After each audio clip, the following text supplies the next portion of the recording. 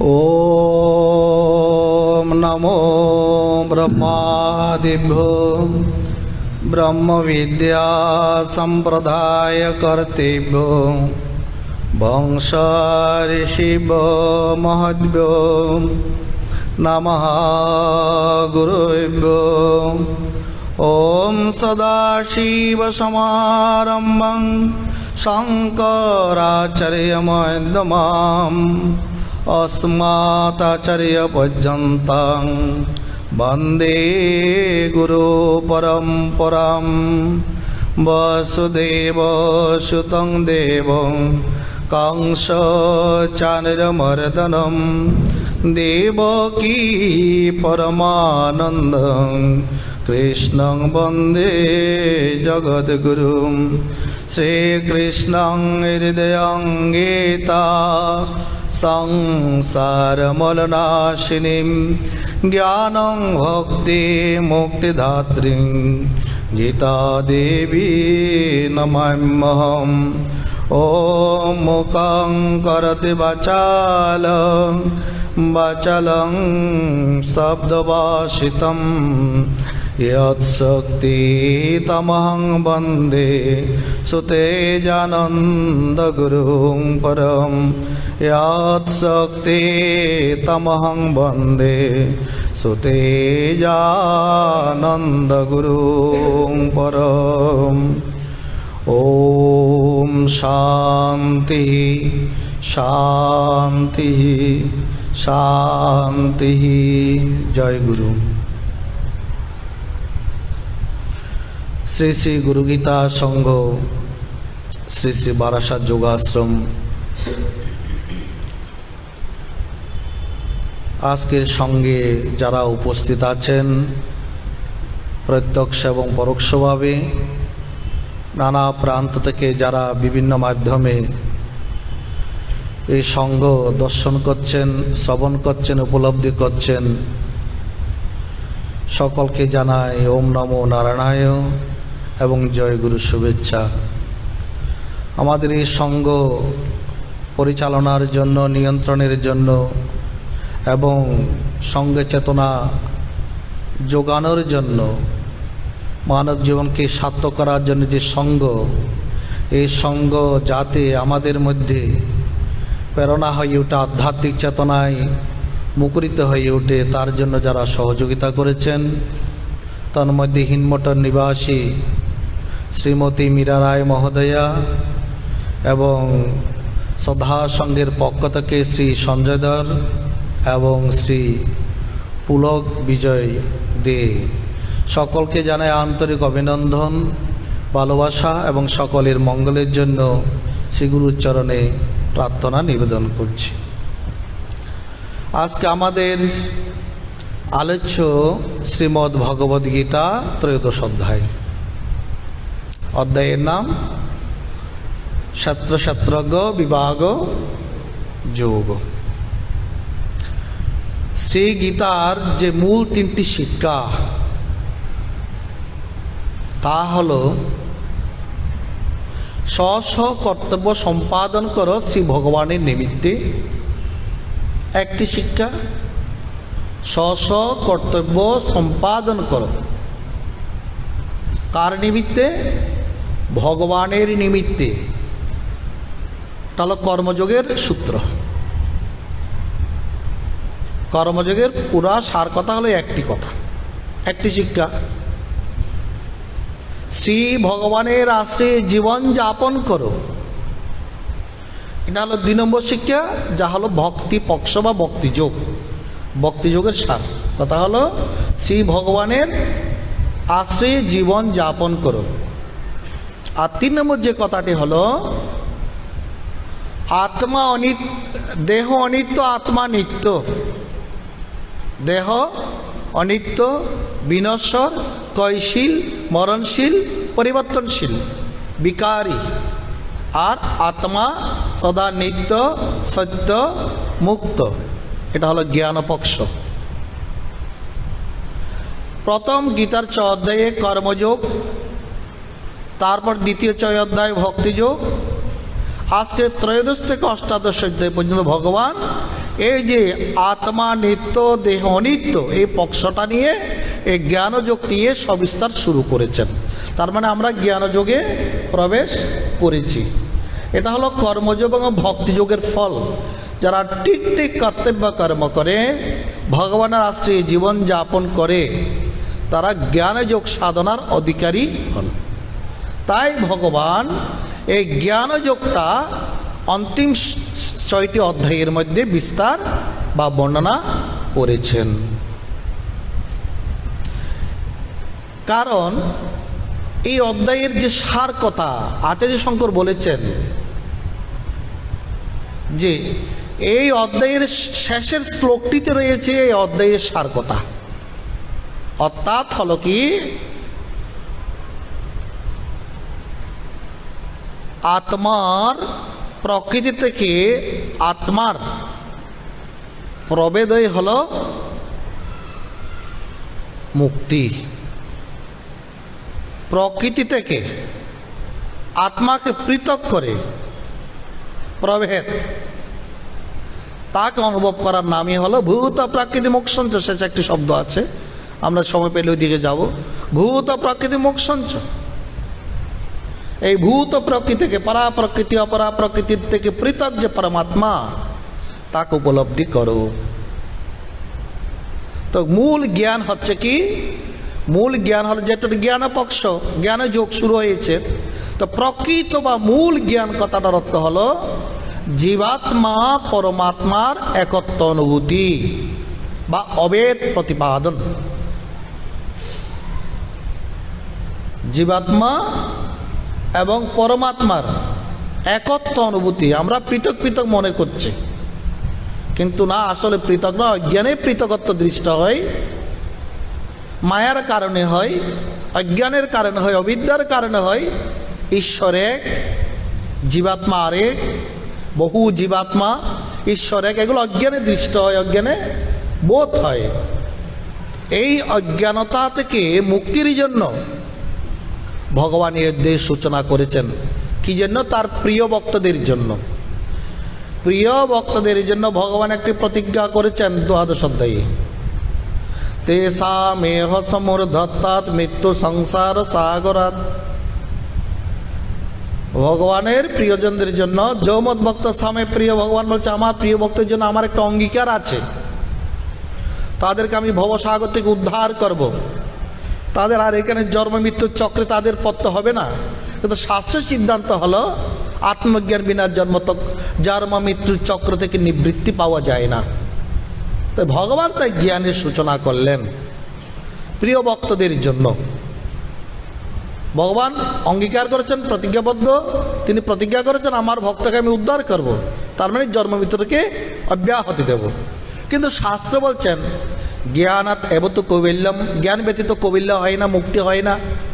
তাই ভগবান দয়া করে জ্ঞানযোগের সূচনা করলেন, যাতে তার পরম ভক্ত, যেহেতু ভক্তকে ভগবানকে ভক্তরা ভক্তি করে, ভক্তের কর্তব্য শেষ ভক্তি করা, এবার ভগবানের কর্তব্য শুরু হয়েছে জ্ঞান দান করা। কত সুবিধা না? হ্যাঁ, তুমি ভগবানকে ভক্তি করবে, ভগবান তোমাকে কি দান করবে? জ্ঞান দান করবে। এটা হচ্ছে ভগবানের অঙ্গীকার, ভগবানকে উপাসনার ফল। আমরা ভগবান শব্দটির মধ্যে সেটি পাই। কিরকম? ভগবান যিনি, যার স্মরণে গেলে, একটু আগে বললাম না, ভক্তিযোগের সার কথা কি? ভগবানের আশ্রয়ে জীবন যাপন করা, তার মানে শরণাগত হয়ে জীবন যাপন করা। তার শরণাগত হয়ে তার ভজন করা, তার পূজন করা, তার অর্চনা করা, আরতি করা, হ্যাঁ, আরাধনা করা। তো তাকে আরাধনা করলে, অর্চনা করলে, ভজনা করলে, মনন করলে, পূজা করলে কি হয়? তিনি ভক্তি দান করেন। বতে ভক্তি দান করেন, গতে জ্ঞান দান করেন, বতে তিনি বিবেক বৈরাগ্য দান করেন, আতে তিনি আনন্দ পরমানন্দ দান করেন, আর নতে তাতে তিনি তাতে নিত্য স্থিতি রাখেন বা নিত্যপদে তিনি গতি দান করেন। কাকে ভজনা করলে? ভগবানকে ভজনা করলে। তার প্রতিজ্ঞা তিনি এখন পূরণ করছেন জ্ঞান দানের মাধ্যমে। যে তিনি জ্ঞান দান করেন, ভক্তরা তাকে ভজনা করেন। ভক্তি মানে কি?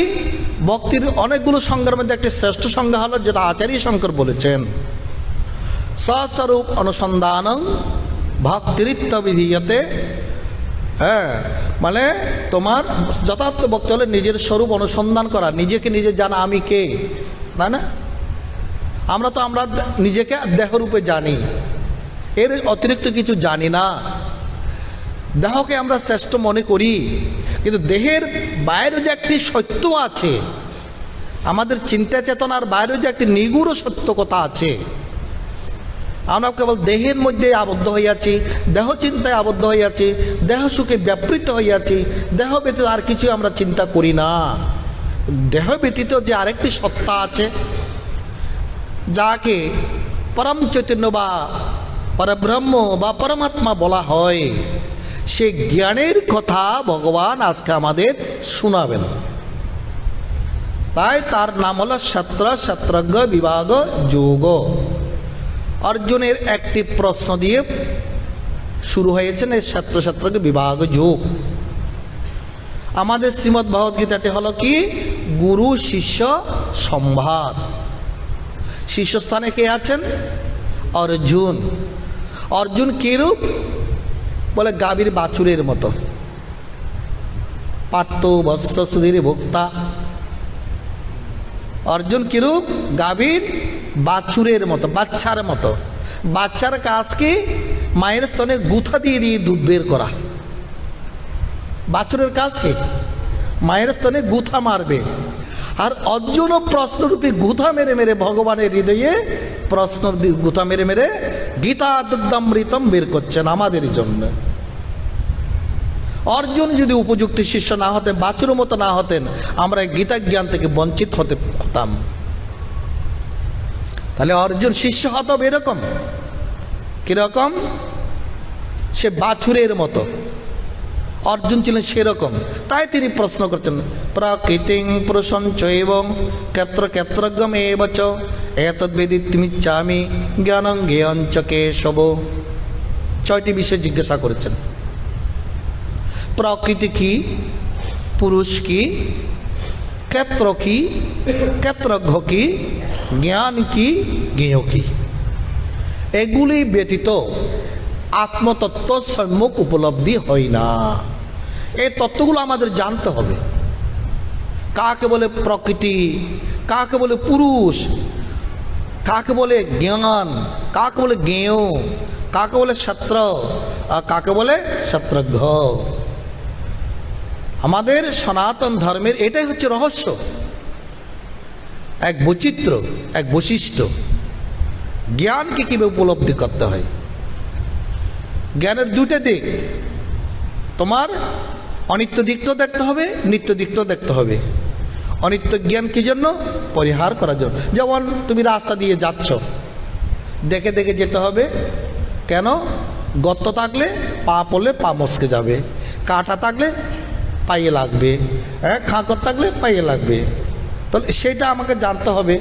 গর্তের মধ্যে পা দেওয়া যাবে না, আমাকে ভালো রাস্তা দিয়ে যেতে হবে। কাঁকড় থাকলে তুলে ফেলে দিতে হবে যাতে পায়ে না লাগে, তাই না? এগুলো কিন্তু আমার চলার পথে সহায়ক নয়, বিঘ্ন। কিন্তু এই বিঘ্নকে অপসারিত করে আমাকে সোজা রাস্তায় চলতে হবে। তাই এই জ্ঞান, আমাকে অনিত্য জ্ঞান এবং নিত্য জ্ঞান দুটি জানা দরকার। অনিত্যকে অনিত্য জেনে ত্যাগ করার জন্য, নিত্যকে আঁকড়ে ধরার জন্য। তাই অর্জুনের এই জন্য প্রশ্ন। আর আমরা যে দেহবোধা আছি, আসলে দেহটা কি, এর ভিতর কি আছে? তাই ভগবান উত্তর দিয়ে চলেছেন, ইদম শরীরম কৌন্তেয় কত্রমিত বিধীয়তে। হে কৌন্তেয়, কুন্তিপুত্র অর্জুন, ইদম, এই এরকম আঙ্গুলি নির্দেশ করে, ইদম শরীরম কৌন্তেয়, শরীরটাকে হচ্ছে ক্ষেত্র। ক্ষেত্র মানে কি? শরীর, এ দেহ। আর এই ক্ষেত্রকে যিনি জানেন, ক্ষেত্রজ্ঞ বিদ্গণ, তাকে কি বলেছেন? ক্ষেত্রজ্ঞ। এইদম শরীরম কৌন্তেয় ক্ষেত্রমিত্য বিধীয়তে এতজ্জ ব্যক্তিরং প্রাহু ক্ষেত্রজ্ঞ। তাহলে এবার আমাদের বুঝতে হবে শরীরকে কেন ক্ষেত্র বলা হয়েছে। তাহলে শরীর ব্যতীত আরেকজন আছেন, শরীরকে যিনি জানেন তাকে বলা হয়েছে ক্ষেত্রজ্ঞ। তাকে বলা হয়েছে ক্ষেত্রজ্ঞ, শরীরকে যিনি জানেন। তো দেখো, আগে আমাদের বুঝতে হবে ক্ষেত্রের লক্ষণ কি। ক্ষেত্রের লক্ষণ কি আমাদের জানতে হবে, তারপর আমরা শরীরকে কেন ক্ষেত্র বলা হয়েছে আমরা জানতে পারবো। তো ক্ষেত্রের লক্ষণ আচার্য শঙ্কর বলেছেন, কত ত্রাণাৎ শয়াত শরণত ক্ষেত্রবৎ ভা অস্মিন কর্মফল নিবৃত্তে ক্ষেত্র ইতি শব্দ। প্রত্যেকটার এক একটা অর্থ আছে, বুঝতে হবে। শরীরকে আগে ক্ষেত্রের লক্ষণ বুঝবো, তারপর শরীরের সঙ্গে ক্ষেত্রের লক্ষণ কি, তারপর আমরা বুঝে নেব কেন শরীরটাকে ক্ষেত্র বলা হয়েছেন। প্রথমে বলছে কি ক্ষত ত্রাণাৎ, ক্ষত থেকে যিনি ত্রাণ করেন, অর্থাৎ ভববন্ধন থেকে যিনি আমাদেরকে মুক্তি করেন। ক্ষত মানে ঘা, ঘা মানে ক্ষত। কত স্থান বলি না আমরা, যেখানে আমরা কাটা গেছে, কষ্ট হচ্ছে, যন্ত্রণা হচ্ছে, কত শরীরের এক অঙ্গ চলে গেছে বা ব্যাধি হয়েছে, আদি হয়েছে, ক্ষত। তো জীবনের ক্ষতটা কি? ভববন্ধন, জন্ম মৃত্যুর বন্ধন, গুণবন্ধন, কর্মফলের বন্ধন, এই সমস্ত বন্ধনকে বলা হয়েছে ভববন্ধন। এই ভববন্ধন থেকে আমরা সকলে বন্ধনে আছি। এই বন্ধন থেকে ক্ষেত্র কি করে ত্রাণ করে, কিভাবে করে পরে বুঝবো আমরা কি করে ত্রাণ করে। এই শরীর দ্বারা কি হয়, এই শরীর দ্বারা সাধনার দ্বারা আমরা ভববন্ধন থেকে মুক্তি পেতে পারি, তাই শরীরকে ক্ষেত্র বলা হয়েছে। এই শরীর দ্বারা কি হয়, শরীরের আর এক নাম কি, আমার গীতার প্রথম শব্দ ধর্মক্ষেত্রে কুরুক্ষেত্রে বলা হয়েছে। যেতে গেলে একটা ঐতিহাসিক ইতিহাস আছে, ওই কুরুক্ষেত্র নামে একটি জায়গাও আছে, সেটাকে আবার ধর্মক্ষেত্র বলা হয়। কিন্তু আধ্যাত্মিক চেতনায় আর কোথায়, এখনই ত্রয়োদশ অধ্যায়ে ভগবান বলছেন না, তোমার এই দেহটাই ধর্মক্ষেত্র, এই দেহটাই কুরুক্ষেত্র। কেন? এই শরীরের দ্বারা ধর্ম সম্পাদন হয়, এই শরীর দ্বারা কর্ম সম্পাদন হয়। তুমি যেরকম ধর্মানুষ্ঠান করবে, কর্মানুষ্ঠান করবে, সেরকম তুমি কর্মফল ভোগ করবে। তুমি যদি সাধনা করো, মুক্তির সাধনা করো, তাহলে তুমি ভববন্ধন থেকে মুক্তি লাভ করবে। তা কত ত্রাণাৎ এই দেহ, বুঝা গেছে? আচ্ছা, বলছে ক্ষয়াত মানে ক্ষয়াত, মানে এই শরীর যদি অবিদ্যার সাধনা করে, অজ্ঞানের সাধনা করে, তথা সংসারে মধ্যে মুগ্ধ হয়ে থাকে, এই শরীর তখন আমাকে কষ্ট দেয়, জীবনকে কষ্ট দেয়। ক্ষয়াত, ক্ষয় করে, অথবা নিজে ক্ষয় হয়। শরীরটা ক্ষয় হবে না?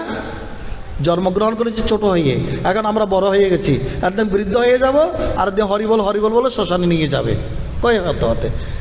কারণ শরীরে 6টি বিকার আছে, অন্তিম বিকার হলো মৃত্যু। জন্ম অস্তি বৃদ্ধি বিপরিণাম বিপক্ষয় বিনাশ, এগুলো হচ্ছে জ্ঞান, এগুলো জানতে হবে। কেন জানতে হবে? তাহলে আমরা এই শরীর দ্বারা কি কর্ম করব, আমাদের মধ্যে একটি চেতনা জাগবে। শরীর দ্বারা কি করব আমরা, ক্ষয়াত। আর বলছে শরণাৎ, ক্ষরণশীল। ওই যে 6টি বিকার বললাম না, পরিবর্তনশীল, এটা পরিবর্তন হতে হতে চলেছে, একরকম থাকবো না। শিশুরূপে জন্মগ্রহণ ছিল, শিশুরূপে আজকে আমরা আর নেই, অনেক বড় বড় হয়ে গেছি। অন্তিম আমাদের পরিবর্তন হলো মৃত্যু। তা বলছে ক্ষেত্রবৎ বা, ক্ষেত্রবৎ বা মানে ক্ষেত্র মানে জমি, ভূমি, যেখানে চাষ করে কি হয়, ফসল উৎপন্ন হয়। এই শরীর দ্বারা যদি আমরা শুভ শুভ কর্ম করি, তাহলে সুখ দুঃখ রূপ কর্মফল আমরা প্রাপ্ত হব। শুভ কর্ম হলে পুণ্য হবে, অশুভ কর্ম হলে দুঃখ ভোগ হবে। তাহলে ক্ষেত্রবৎ, ক্ষেত্র জমিবৎ, জমিতে যেরূপ চাষ করলে, ভালো চাষ করলে ভালো ফল হবে, আর চাষ না হলে মন্দ হবে। তো এটা হচ্ছে জমি। এবং মানব জমি রইল পতিত, আবাদ করলো পলত, শোনা একটা গান আছে না, এটা হচ্ছে মানব জমিন। এটার মধ্যে দ্বারা তুমি যেরকম ধর্মকর্ম করবে, তুমি সেরকম কর্মফল ভোগ করবে। তুমি যদি ভালো লেখাপড়া করো, ভালো রেজাল্ট করবে। তুমি যদি মন্দ লেখাপড়া করো, মন্দ রেজাল্ট করবে। তুমি যদি ধর্মকর্ম করো, তোমার অনেক পুণ্য হবে। আর তুমি যদি মুক্তির সাধনা করো, তুমি মুক্তি লাভ করবে। এই শরীর ক্ষেত্রবৎ, জমিন। তা বলছে ক্ষেত্রবৎ বা অস্মিন কর্মফল নিবৃত্তি কর্তৃমিতি শব্দ। আর শরীর কেন ছিন্নাত, শরীর ছিন্ন হয়, ছিন্ন মানে নষ্ট হয়, ক্ষয় হয়, ছিন্নাত শরীর। এই শরীর তো আরেক নাম দেহ। কেন? এটা দাহ্য পদার্থ, এটা আগুনে দিলে পুড়ে যাবে না? হ্যাঁ, দাহ দাহ। তো এই জন্য দাহ্য পদার্থ বলে এই শরীর আরেক নাম কি হয়? দেহ। তাই ভগবান বলছে এইদম শরীরম কুন্তেয় কর্তৃমিত বিধীয়তে। এখন এই শরীরকে যিনি জানেন, এত যো বিততম প্রাহু কর্তৃ গতি তদ্ভিধ। এই শরীরকে যিনি জানেন, অর্থাৎ এই শরীরকে যে অভিমান করে, আমরা প্রত্যেকে আমি আমি বলি না, এটা আমার দেহ, আমি। হ্যাঁ, তোমাকে নাম ডাকলে তুমি সাড়া দিচ্ছ, কারণ তুমি দেহ রূপে মজ্জাগত হয়ে গেছে, তুমি শরীর বলে একেবারে মেনে নিয়েছো। প্রত্যেক আমরা নাম রূপের মধ্যে নিজেকে একেবারে নিজেকে মেনে নিয়েছে, এটা আমি, এটা তুমি। এই যে আমি করি শরীরটা, হ্যাঁ, এটা ক্ষেত্রজ্ঞ। কারা বলছেন? তত্ত্ববেত্তাগণ বলছেন, যারা ক্ষেত্রজ্ঞবিদ তারা বলছেন। আবার পরবর্তী শ্লোকে বলছেন অর্জুন, না অর্জুন, সর্বক্ষেত্রে আমি ক্ষেত্রজ্ঞ। এখন বলছে আমরা আপাতত মনে করছি প্রত্যেক দেহে একজন একজন করে আলাদা ক্ষেত্রজ্ঞ আছেন, কারণ ভগবান বলছেন এই ক্ষেত্রকে যিনি জানেন তিনি ক্ষেত্রজ্ঞ। তাহলে আমরা প্রত্যেকেই দেহকে নিয়ে অভিমান করি, আমার দেহ, আমি দেহ, এরকম করে অভিমান করি।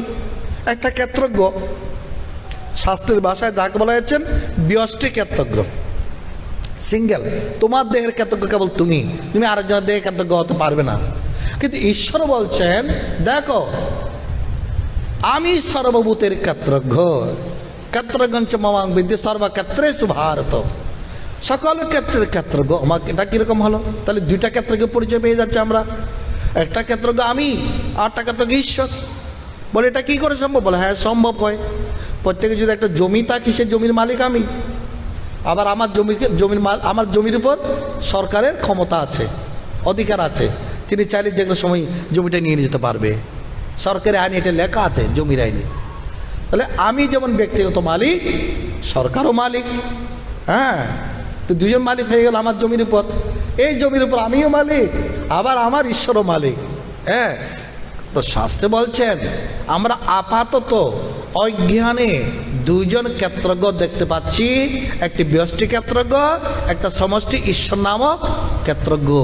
এটা কিভাবে দেখতে পাচ্ছি? অজ্ঞানে দেখতে পাচ্ছি, সজ্ঞানে নয়। কোন জ্ঞানে? অজ্ঞানে। আর যদি আমাদের সজ্ঞান হয়, জ্ঞান হয়, মূলত দুজন নয়, একজন ক্ষেত্রজ্ঞ। কিভাবে? যুক্তি দিয়ে বুঝো। যেমন মনে করো তুমি আয়নার সামনে দাঁড়ালে, আয়নার সামনে দাঁড়ালে, তোমার প্রতিবিম্ব আয়নাতে পড়ে, তুমি আরেকটা তোমাকে দেখতে পাচ্ছ।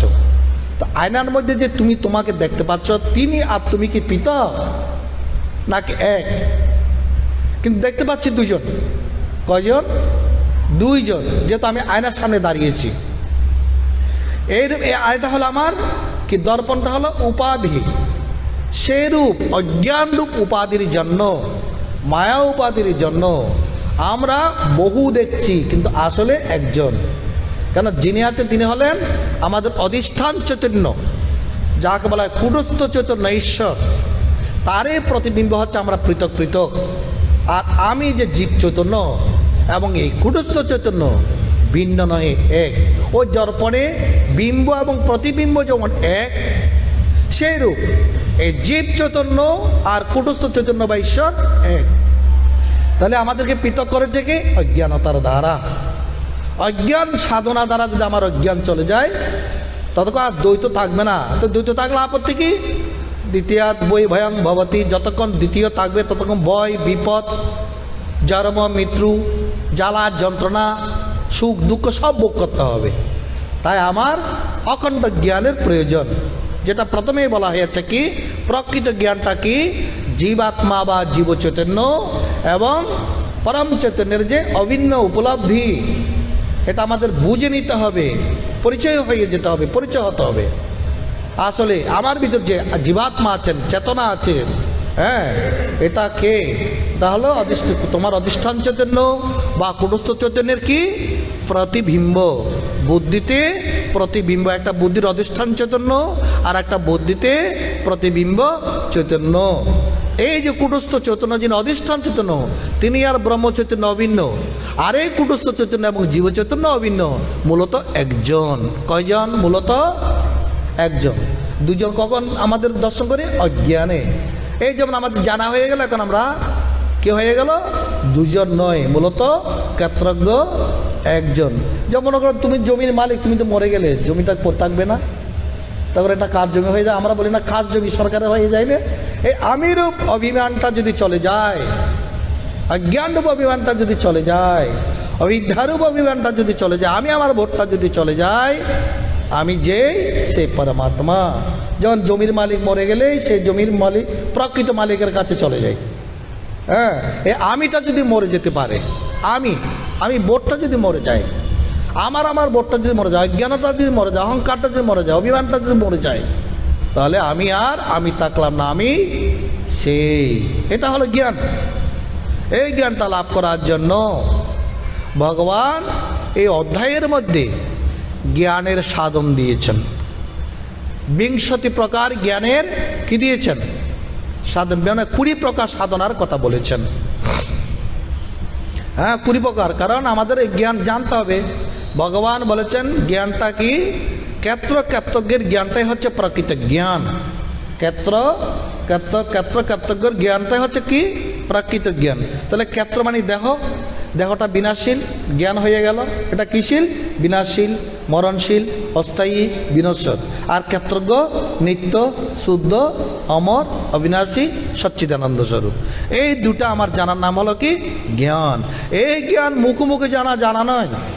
এই জ্ঞানটাকে লাভ করার জন্য আমাদের সাধনা করতে হবে। সেই সাধনা দিয়েছেন প্রথমেই ভগবান।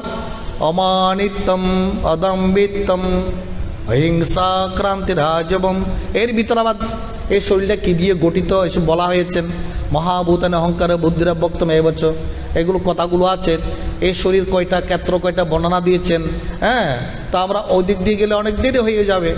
এই শরীর কেবল একটি নয়, এগুলো আমাদের শরীরের মধ্যে 3টা শরীর আছে। স্থূল শরীর, সূক্ষ্ম শরীর, কারণ শরীর।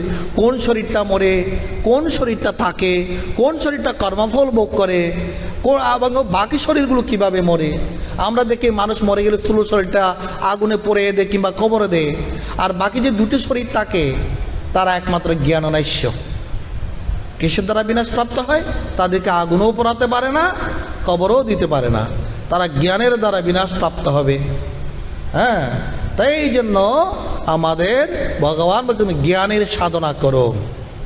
ভববন্ধন থেকে মুক্তি পেতে হলে তোমাকে জ্ঞানের সাধন করতে হবে। হ্যাঁ, তা জ্ঞানের সাধনা কি?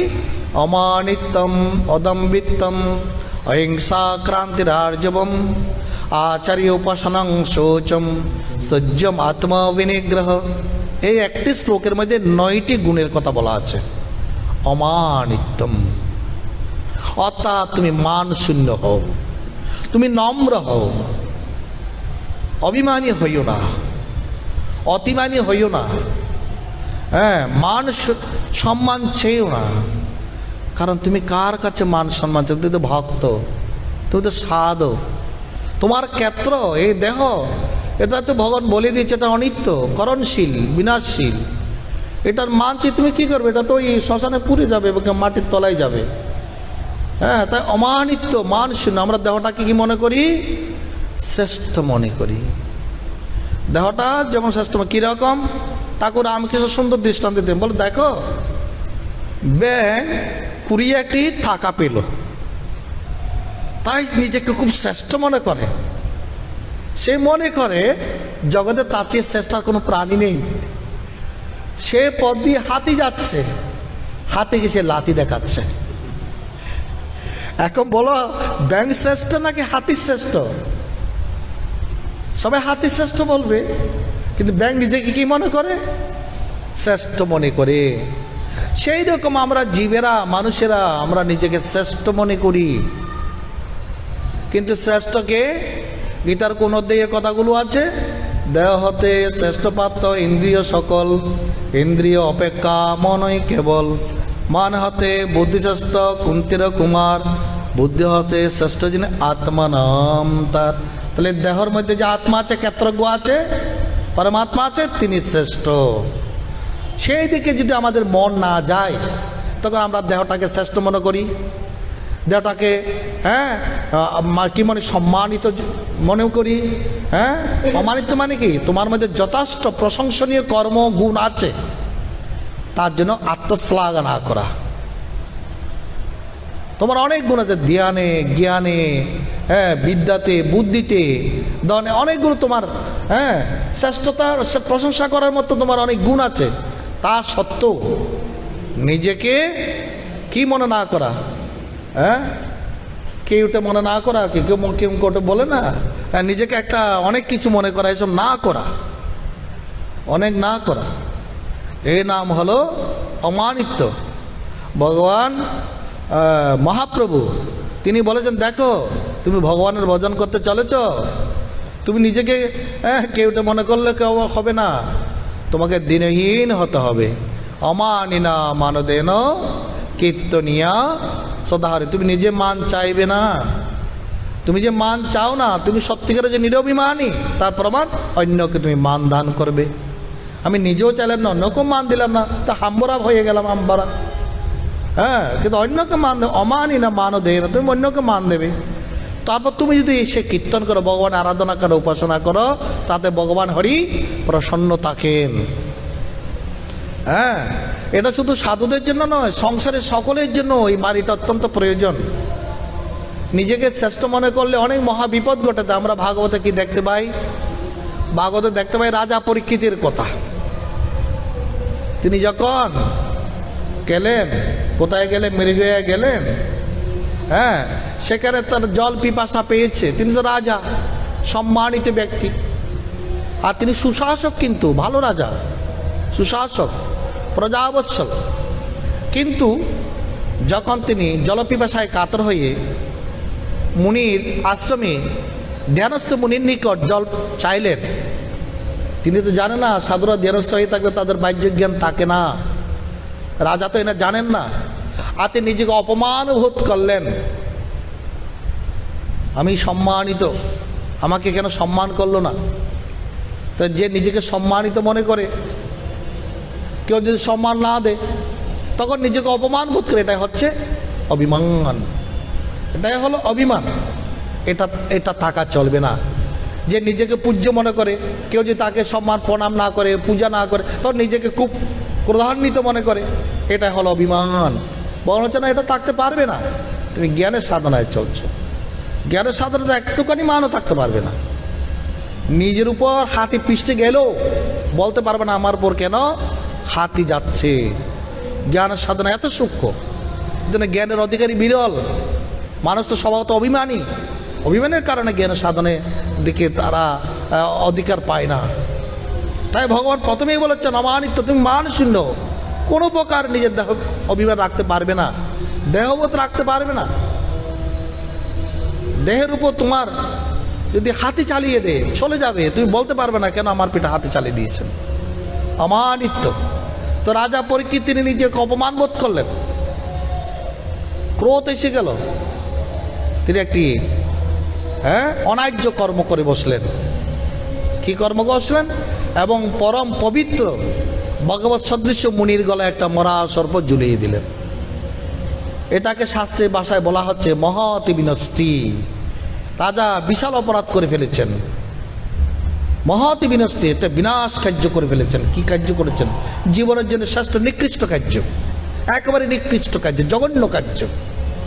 তা কেন হয়েছে? একমাত্র অভিমানের কারণে। আজ রাজার যদি এই জ্ঞানটা থাকতো, অমানিত্য জ্ঞানটা থাকতো, তিনি কোনোদিন এত বড় ভুল কাজ করতে পারতেন না। এটা হচ্ছে গীতা পাঠের ফল।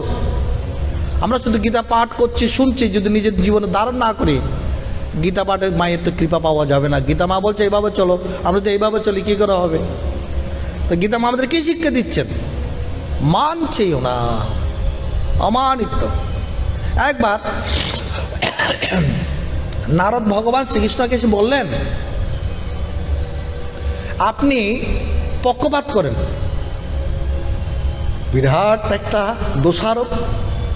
আপনি শুধু অর্জুনদের ভালোবাসেন কিন্তু দুর্যোধনদের ভালোবাসেন না? বলে দেখো সেটার উত্তর আমি পরে দেব, একটা কাজ করো তুমি, প্রথমে আমি তোমাকে 3টি মালা নিচ্ছি, এই মালাটা তুমি আগে দুর্যোধনদের শিবিরে যাবে, আর একটা মালা দেবে উত্তম ব্যক্তিকে, একটি মালা দেবে মধ্যম ব্যক্তিকে, আর একটি মালা দেবে অদম ব্যক্তিকে। যাও তাদেরকে জিজ্ঞাসা করে যে উত্তম মধ্যম অদম, তাদেরকে তুমি মালা পরিয়ে চলে আসবে। নারদ আবার মালা 3টি নিয়ে গেলেন দুর্যোধনদের শিবিরে। তো প্রথমে দুর্যোধনকে জিজ্ঞেস করতেন, আচ্ছা আপনাদের এইখানে কে শ্রেষ্ঠ ব্যক্তি? বলে আমার মতো শ্রেষ্ঠ কে আছে? কে আছে? আমার মতো শ্রেষ্ঠ কে আছে? একটা মালা তাকে পরিয়ে দিলেন, কেন শ্রীকৃষ্ণের কথা মতো। বলে আপনাদের মধ্যে মধ্যম? বলে আমার ভাই দুঃসাহসন। বাস 8টা মালা পরিয়ে দিল। বলে আপনাদের মধ্যে অদম? বলে ওই ঝাড়ু দিচ্ছে ওই ঝাড়ুদারকে মালা। বলে আমি অদম হতে যাব কেন? হ্যাঁ, আমি অদম হতে যাব না। শ্রীকৃষ্ণ বলে দিয়েছেন যদি একজন ব্যক্তি যদি খুঁজে না পায় মালা 3টা আবার খুলে নিয়ে আসবে। ঝাড়ুদার বলছে আমি কেন অদম? আমি আপনার জায়গা দিয়ে ঝাড়ু দিয়ে পরিষ্কার পবিত্র করে দিচ্ছি, আপনাকে আমি অদম বলছেন? আমি না থাকলে তো আপনাদের এই জায়গা নোংরা হয়ে যাবে, বরং আমি শ্রেষ্ঠ। তার আর এক অভিমান, তার কোনো গুণ নেই, তবে সে অভিমান করছেন। এখন আরো 3জনকে না পেয়ে মালা 3টি নিয়ে চলে আসেন। শ্রীকৃষ্ণের কথা যদি একজনের অভাব হয় মালা 3টি নিয়ে আসবে, কেমন? বলে একটা কাজ করে, এবার তুমি যুধিষ্ঠিরদের শিবিরে চলে যাও, সেখানে উত্তম মধ্যম অদম পেয়ে তাদের 3জনকে মালা দিয়ে দাও, না পেলে মালা নিয়ে আসবে। এখন নারদ গেলেন আবার যুধিষ্ঠিরদের শিবিরে। সেখানে গিয়ে যুধিষ্ঠিরকে জিজ্ঞাসা করছেন, আচ্ছা আপনার এই শিবিরের মধ্যে শ্রেষ্ঠ ব্যক্তিকে? বলে আমার গোবিন্দ, আমার প্রাণনাথ, যিনি আমাদের নিয়ন্তা, অভিভাবক, সৃষ্টিকর্তা, পালনকর্তা, সংহারকর্তা, মুক্তিদাতা, যিনি সর্বব্যাপী আছেন, সেই পরমাত্মার বিগ্রহ ভগবান শ্রীকৃষ্ণ উত্তম ব্যক্তি। বলে তিনি তো এখন এখানে নেই, তিনি দ্বারকায়। আচ্ছা তাহলে আপনাদের মধ্যে মধ্যম? তখন যুধিষ্ঠির বললেন যিনি সর্বক্ষণ তার গুণগান করেন সে নারদ হচ্ছেন মধ্যম ব্যক্তি। বিচার কিরকম দেখো। বলে আপনাদের মধ্যে অদম? বলে আমি একমাত্র অদম, আমার এই অদমের জন্য এত বড় কুরুক্ষেত্রের যুদ্ধ হয়ে গেল। তাহলে 2জন ব্যক্তি সেখানে শ্রীকৃষ্ণের অভাব আছে। মালা 3টে আবার নিয়ে শ্রীকৃষ্ণের কাছে আসলেন। এবার শ্রীকৃষ্ণ নারদকে জিজ্ঞাসা করছেন, আপনি এবার বুঝতে পেরেছেন আমি কেন পঞ্চপাণ্ডবকে এত ভালোবাসি? কেন ভালোবাসি? তারা নিজেকে কেউ শ্রেষ্ঠ মনে করে না, অমানিত্যম, তাদের কোনো মান নেই। তারা ভগবান কে যিনি সৃষ্টি প্রলয়কর্তা তিনিই সর্বশ্রেষ্ঠ বড়, তাদের সেই জ্ঞানটা তাদের আছে। আর দুর্যোধন কি বলেছেন, না আমি বড়, আমার ভাই মধ্যম, ঝাড়ুদার অদম, তার চোখে ভগবানের দিকে তার চোখ যায়নি, সে অজ্ঞানতায় ভরা। তাই সেই জন্য যিনি উত্তম যিনি, হ্যাঁ, সেই জন্য দুর্যোধনের কি হলো? পতন হলো। আর যুধিষ্ঠিরের কি হলো? উন্নয়ন হলো, তিনি রাজা হলেন। এমনকি সে রাজসূয় যজ্ঞের মধ্যে যখন বিভীষণ বলছেন না আমি একমাত্র ভগবানকে ছাড়া কাকে প্রণাম করি না, কিন্তু রাজসূয় যজ্ঞের নিয়ম হলো সবাই প্রণাম করতে হবে, বশীভূত, তবে রাজসূয় যজ্ঞ পূর্ণ হবে। ভগবান শ্রীকৃষ্ণ নিজে গিয়ে যুধিষ্ঠিরকে প্রণাম করলেন। ভগবান কি শিক্ষা দিচ্ছেন আমাদেরকে, আর আমরা কি শিক্ষা লাভ করছি? আর যুধিষ্ঠির যেরকম নম্র বিনম্র, ভগবানের নম্র হয়ে গেলেন ভক্তের জন্য। হ্যাঁ, বলে যে বৃক্ষ যেমন ফলবারে নত হয়, সাধক ভক্ত জ্ঞানী জ্ঞানবারে নত হয়ে থাকে। যে যত বড় সে তত নত হয়ে থাকে। তো এই অমানিত্য মান শূন্য হয়ে থাকা জীবনের মধ্যে, যার মধ্যে কোনো অহংকার থাকে না, অভিমান থাকে না, একটু দ্বিতীয়ত বলবো অদম্বিত্ব, দম্ভভাব থাকে না। দম্ভভাব মানে হাম্বারা ভাব, যে যত যোগ্যতা নয় সেই যোগ্যতার দাবি করার নাম হলো দম্ভ। আমার যোগ্যতা নেই অত আমি দাবি করছি সেই জিনিস, এটা দাম্ভিকতা। আমার জীবনের ধর্মের ধরনে অত নিজেকে ধার্মিক বলে পরিচিত হতে চাইছি, বড় বড় ধর্মের অনুষ্ঠান করে নিজেকে ধার্মিক রূপে প্রচার করতে চাইছি, বা অন্য কোনো যোগ্যতা নেই, সেই যোগ্যতার আমি প্রমাণ চাইছি, সেই যোগ্যতা আমাকে যোগ্য তোমরা আমাকে মানো, এটা আমি চাইছি। আর কেউ যদি না পারে তার উপর আমি ক্রোধ করছি, দাম্ভিক ব্যক্তির লক্ষণ। আর তার বিপরীত হলো কি? অদম্ভিত্ব, অমানিত্ব, অদম্ভিত্ব। তো মান শূন্য তারাই হতে পারে যাদের মধ্যে দাম্ভিকতা নেই, অহংকার নেই।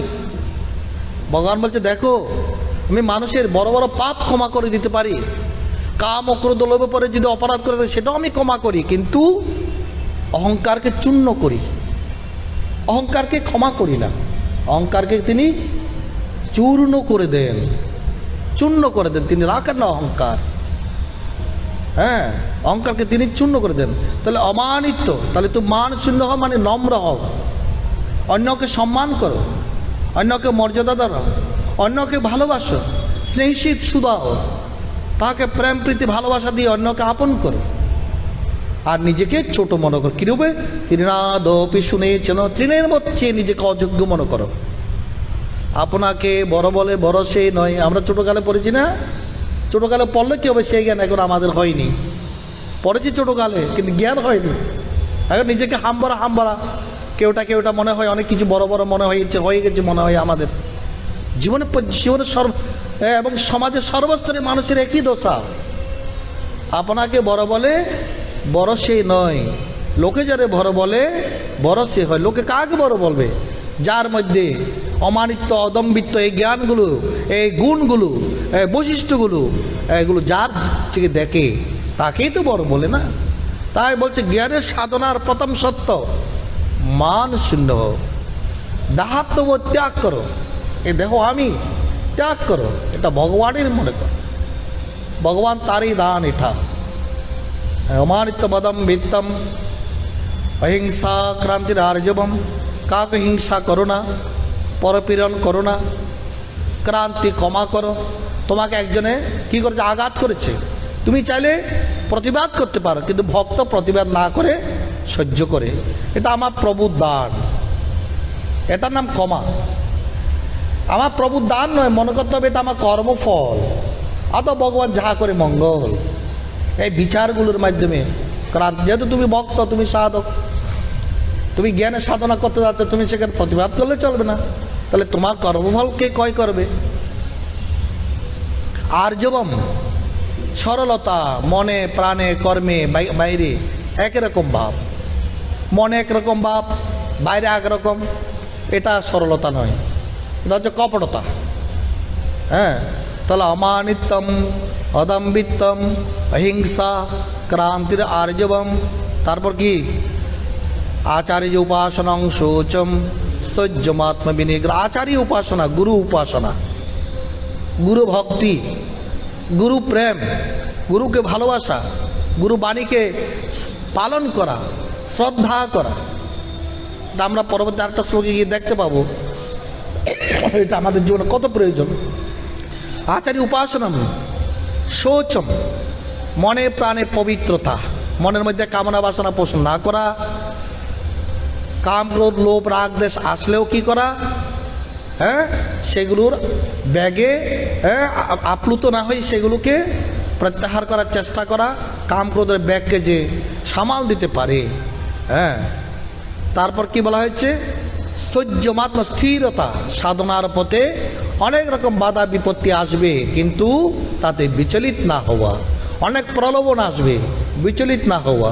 অনেক দুঃখ আসবে, বিচলিত না হওয়া। স্থৈর্যম, সাধনার মধ্যে স্থির থাকা। আত্মবিনিগ্রহ, আত্মবিনিগ্রহ মানে সংযম, আমাদের ইন্দ্রিয় সংযম। আত্মবিনিগ্রহ, সংযম ত্যাগ ব্যতীত সংযম পুষ্টি লাভ করে না।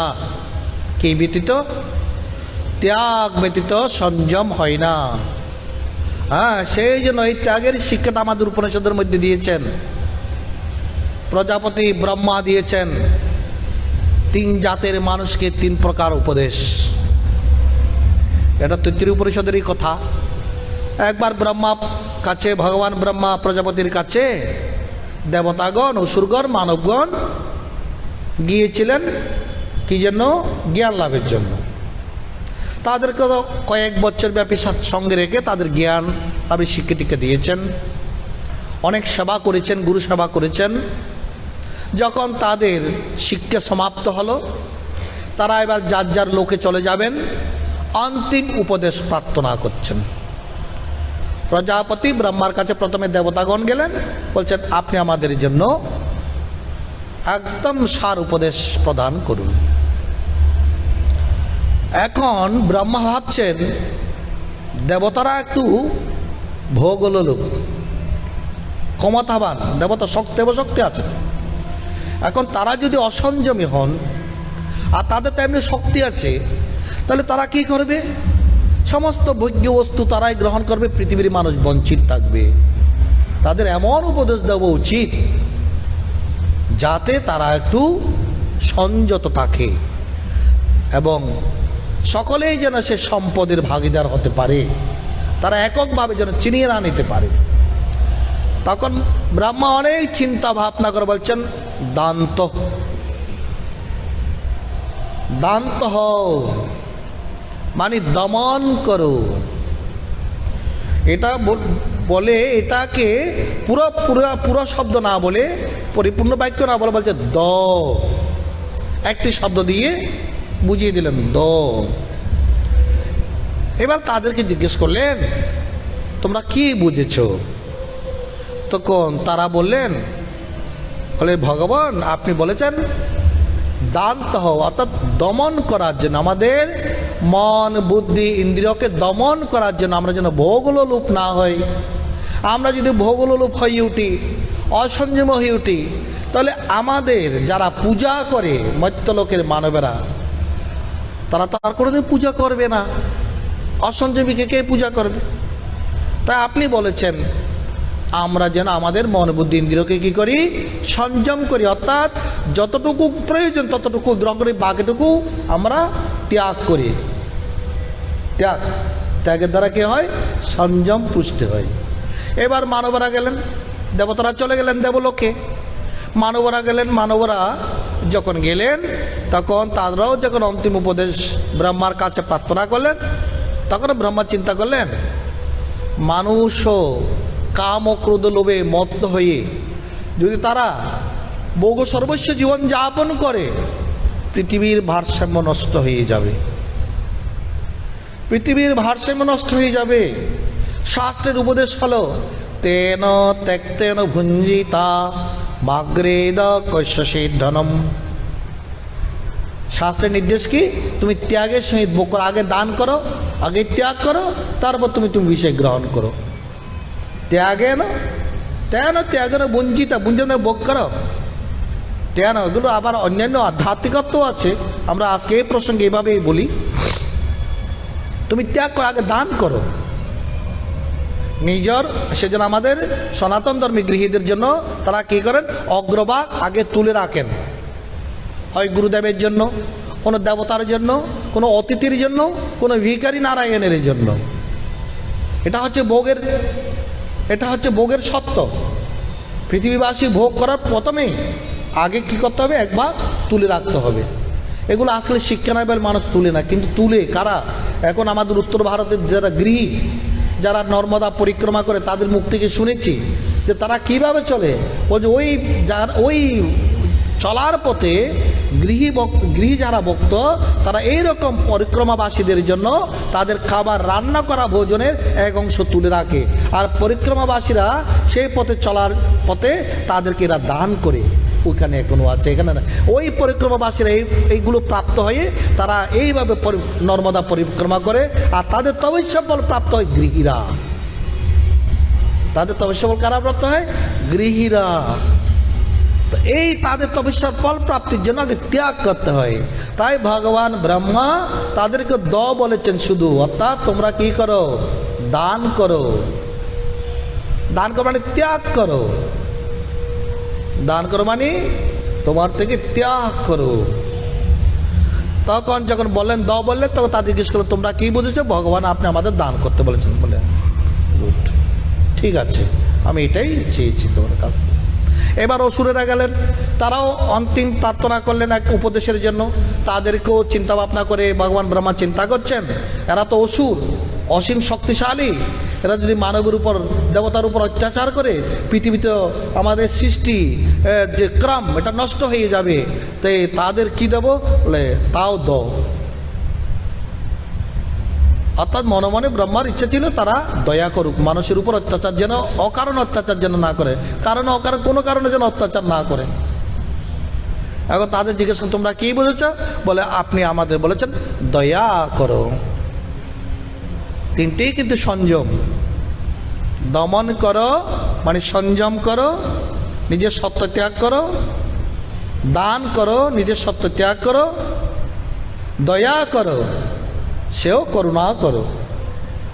এ দান করো, দয়া করার উপর যে কত কাহিনী ভাগবতের মধ্যে আছে, রন্তিদেবের কাহিনী শুনলে তো মাথা খারাপ হয়ে যাবে।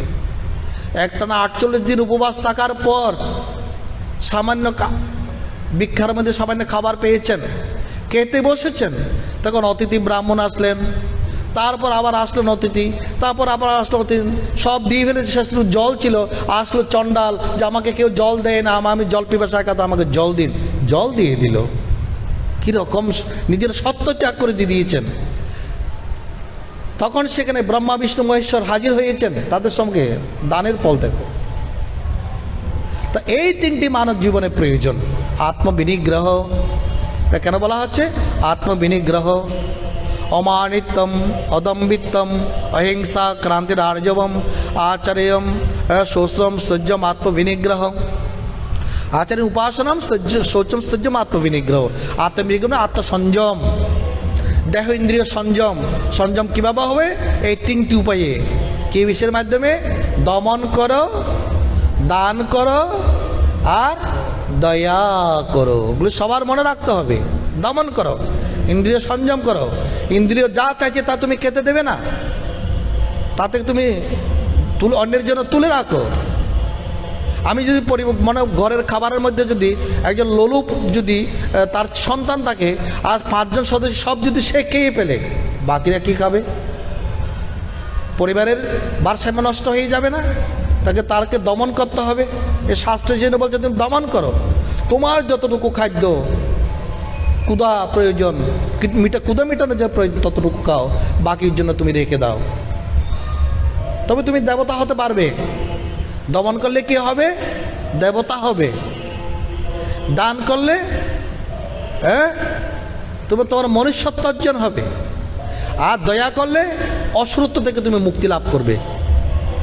তো এই মানুষের জীবনের মধ্যে মানবতাও আছে, অসুরত্বও আছে। তো অসুরত্ব থেকে মুক্তি পেতে হলে কী করতে হবে? আমাকে দয়া করতে হবে। মানবত্ব অর্থাৎ আমাদের যদি মনুষ্যত্ব প্রতিষ্ঠা করতে চাই কি করতে হবে? দান করতে হবে। আর দেবত্ব অর্জন করতে হলে কী করতে হবে?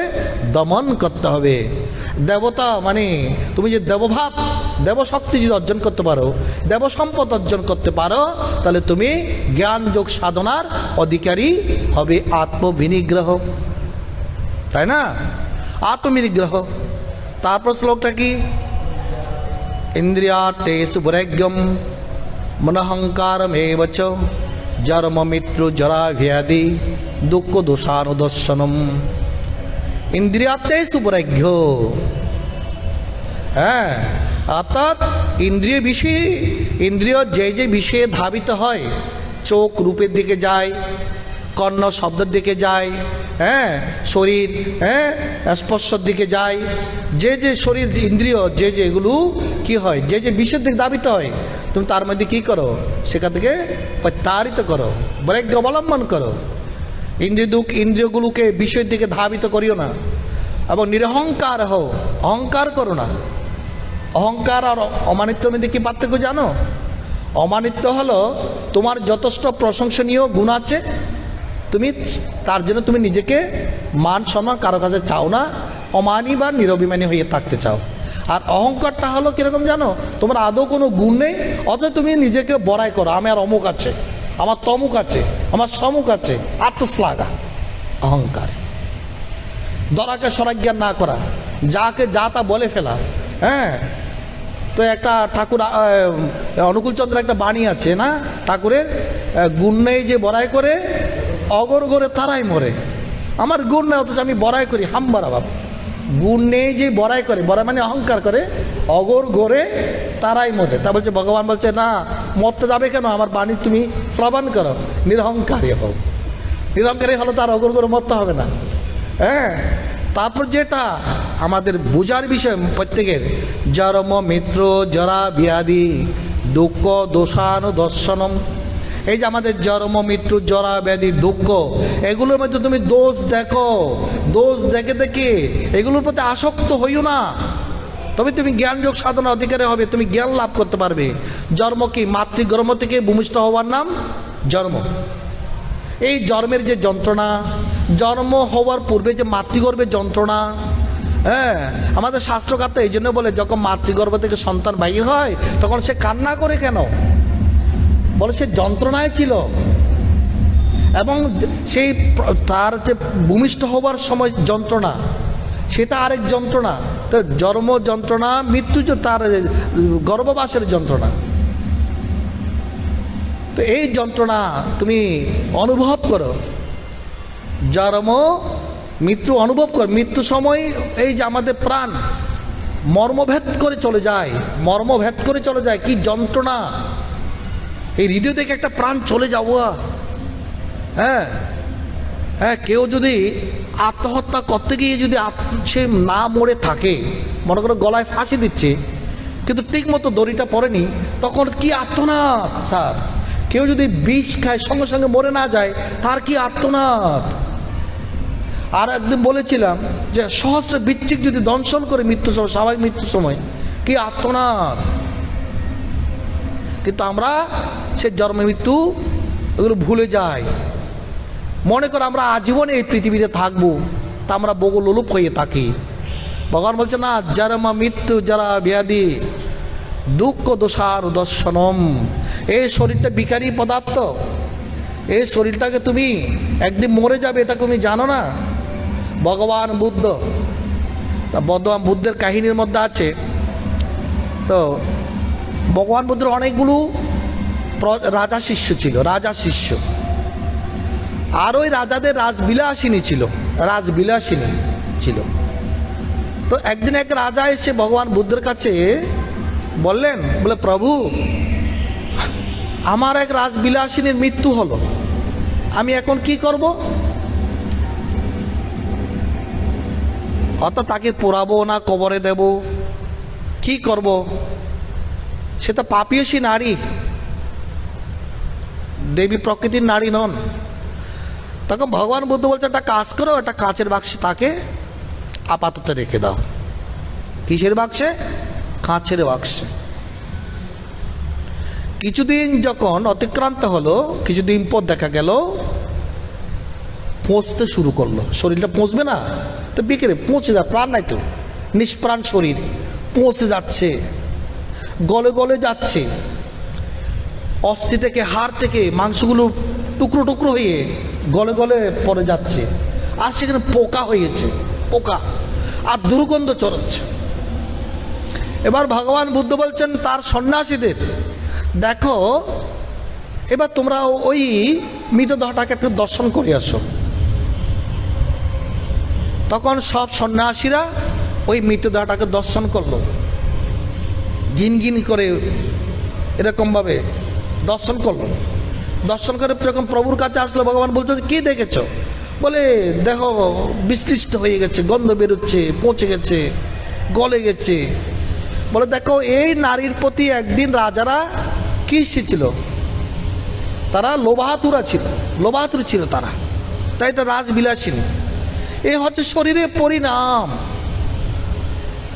ক্ষেত্রের পরিণাম।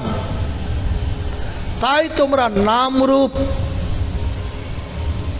পরিহার করে এই ক্ষেত্রের মধ্যে যে ক্ষেত্রজ্ঞ আছে, আত্মা আছে, তার দিকে দৃষ্টি অবলোকন করো।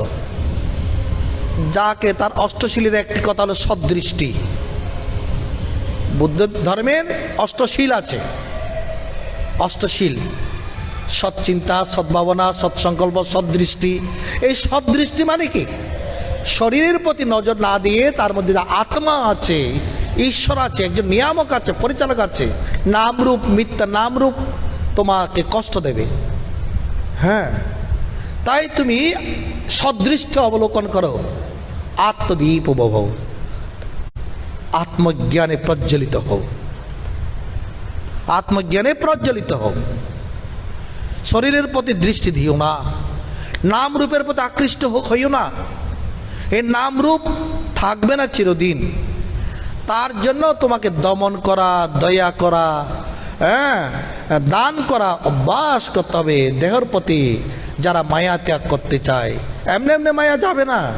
বিনা প্রচেষ্টায়, বিনা সাধনায়, বিনা প্রযত্নে এগুলো যাওয়ার নয়, প্রয়োগ করতে, এগুলোই তো সাধনা, এগুলো নিজের জীবনের মধ্যে। হ্যাঁ, আর একটা বলছেন, দেখো ভগবান বুদ্ধের জীবনে যে মৃত্যু চিন্তাটা আমাদের কত কল্যাণ করে। এই যে বলছেন আজকের অধ্যায়ে ভগবান বলছেন, জন্ম মৃত্যু জরা ব্যাধি দুঃখ দোষানো দর্শন। মৃত্যু সম্মুখে থাকলে আমরা কি হতে পারি, মৃত্যুকে সম্মুখে রাখলে আমরা কত সংযত হয়ে উঠতে পারি। তখন ভগবান বুদ্ধ একজন খুব ভক্ত ছিলেন, ভক্ত। তো ওই ভক্তটা তার বুদ্ধদের, যত বুদ্ধগণ আছেন, সন্ন্যাসীগণ আছেন, শ্রবণগণ আছেন, তাদের সেবা করতেন। ওই ভক্তের এক পুত্র ছিল শিক্ষিত, সে পছন্দ করতো না, বাবাকে গালিগালাজ করতো, হ্যাঁ, বাবাকে যা তা বলে দিত, অসম্মানী করতো, অশ্রদ্ধা করতো এইভাবে। কিন্তু বাবা এসব কিছু শুনে না, বাবা রোজ তার সংস্কার মতো বুদ্ধদের সেবা করতেন, হ্যাঁ, শ্রমদান করতেন। কিন্তু এই কথাগুলো একজন ভালো ম্যাজিস্ট্রেটের কানে গেল, ভক্ত ম্যাজিস্ট্রেটের কানে গেল। তিনি জানতে পারলেন যে এক পুত্র তার পিতাকে এভাবে কি করে অপমান করে, প্রতিদিন পিতার দোষকে শুধু বুদ্ধ সেবা করে, ভগবানের সেবা করে হচ্ছে পিতার দোষ পুত্রের চোখে। তখন সে ম্যাজিস্ট্রেট কী করলেন, তিনি একটা মিথ্যা দোষে তাকে কেজের মধ্যে ফাঁসিয়ে দিল। কাকে? পুত্রকে ফাঁসিয়ে তাকে জেলের মধ্যে দিয়ে দিল। তার বিচার হলো আগামী 1 মাস পর তোমার ফাঁসি হবে। কি হবে? ফাঁসি হবে। তাকে জেলের মধ্যে ভরে দিল। এখন সেখানে সে নাকি শুকিয়ে আছে, মৃত্যু চিন্তা করছে। আর কদিন পর, আর কদিন পর, যত দিন যাচ্ছে তার কি চিন্তা বেড়ে, সে বিচলিত হয়ে যাচ্ছে, চিন্তা বেড়ে যাচ্ছে, তা মৃত্যু তাকে মেরে ফেলবে। পৃথিবীর চিরদিনের মতো পৃথিবীর মুখ আর দেখতে পাবে না। হ্যাঁ, ঠিক মৃত্যুর একদিন আগে, অর্থাৎ 1 মাসের একদিন আগে ম্যাজিস্ট্রেট সাহেব আসলেন। বলে, কি গো, তুমি এত শুকিয়ে গেছো কেন? মৃত্যু চিন্তা করতে করতে খাওয়া দাওয়া ছেড়ে দিলে? না, তোমার আজকে যা খেতে ইচ্ছে করে আমি সব ব্যবস্থা করে দেব, খাও তুমি। বলে, আর কি খাবো? আপনার আদেশেই তো কালকে আমার ফাঁসি হবে। আপনি তো আমাকে আদেশ দিয়েছেন, ফাঁসির অর্ডার করেছেন আপনি। বল, ঠিক আছে, তোমার এখন যা খেতে ইচ্ছে করে খাও। তুমি এবার শুকিয়ে যাচ্ছ কেন? যতদিন থাকবে ততদিন ভালো মন্দ খাবে না? বলে, না, আর কি খাবো। হ্যাঁ, তখন বলে, দেখো, হ্যাঁ, যে দেহটাকে যার কাছ থেকে তুমি পেয়েছ, পিতার কাছ থেকে পুত্ররা দেহ পাই, যাকে সম্মান করার কথা, আর তুমি তাকে অসম্মানী করে দেহটাকে সম্মানিত করার জন্য তুমি এতদিন চেষ্টা করেছো, সেই দেহটা কিন্তু তোমাকে ছেড়ে কাল চলে যাবে। বলে, হ্যাঁ, জীবনে যা করেছি সব ভুল করেছি। তখন ম্যাজিস্ট্রেট তাকে চলো গাড়িতে তুলে তাকে বাড়িতে পৌঁছিয়ে দিল। বলে, তোমাকে এই শিক্ষাটা দানের জন্য আমি এটাকে করেছি তোমাকে। তখন থেকে সে বুঝতে পারলো, না, আমি এতদিন যা করেছি, পিতাকে উত্ত্যক্ত করেছি, অশ্রদ্ধা করেছি, গালিগালাজ করেছি, হ্যাঁ, বিবাদ করেছি, সব অপরাধ করেছি, সে থেকে আর করে না। তাহলে শিক্ষাটা কি? মৃত্যু। মৃত্যুকে সম্মুখে রেখে চলতে পারলে আমরা অনেক শুদ্ধ হতে পারি, সংযত হতে পারি। তাই ভগবান বলছে জন্ম মৃত্যু। আর একটু আগে মৃত্যু দেখলাম, মৃত্যু পর শরীরটা কি হয়ে যায়। যে দেহেরকে আমরা এত সুন্দর খাওয়াই পরাই, এখন চন্দন দিয়ে পোটা দিয়ে এইখানে বসে আছি মালা টালা দিয়ে, তাই না? এই শরীরটাও তো কদিন পর কি হয়ে যাবে? বিশ্লিষ্ট হয়ে যাবে। থাকবে কি? আত্মা, ক্ষেত্রজ্ঞ, পরম পুরুষ। আর দেহটা থাকবে না, দেহটা থাকবে না। হ্যাঁ, সেই জন্য ভগবান বলছে জন্ম মৃত্যু জরা ব্যাধি দুঃখ দোষানুদর্শনম। এগুলো আমাদের জ্ঞানের সাধন। এরপর তারও অনেক আছে, 20টি সাধনা আছে। হ্যাঁ, আজকে ভগবান এই ত্রয়োদশ অধ্যায়ের মধ্যে আমাদের এই জ্ঞানগুলো দান করলেন।